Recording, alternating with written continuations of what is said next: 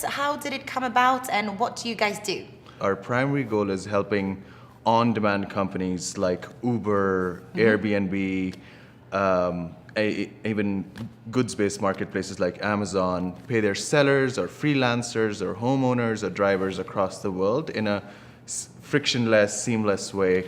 And you just launched the Marketplace Expansion Index. Yes. Tell us about that. When I came to Hyperwallet and we were in discussion with different marketplaces, I saw that even for these much larger marketplaces, the way they expand internationally is still very hit and miss.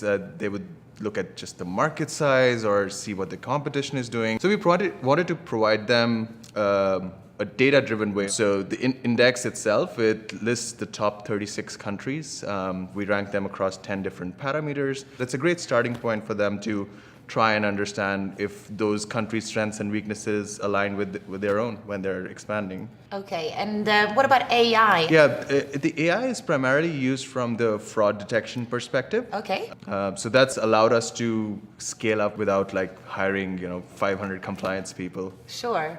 And what are your thoughts when it comes to APIs and the trend towards more open APIs? We love it. It makes for a much more seamless experience. So ours is a white label solution. What that means is when Amazon or some other marketplace is sending money to the seller, they don't see it as coming from Hyperwallet. They'll see it as coming from Amazon. They don't have to be redirected to a different portal. Yeah. You have all the information that the company needs or the recipient needs in one single space. So.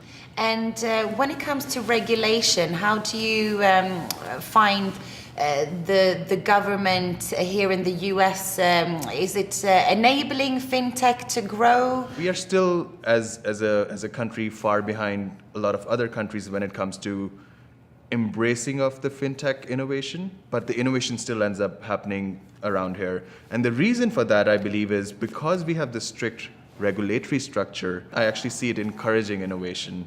And what about the mobile wallet?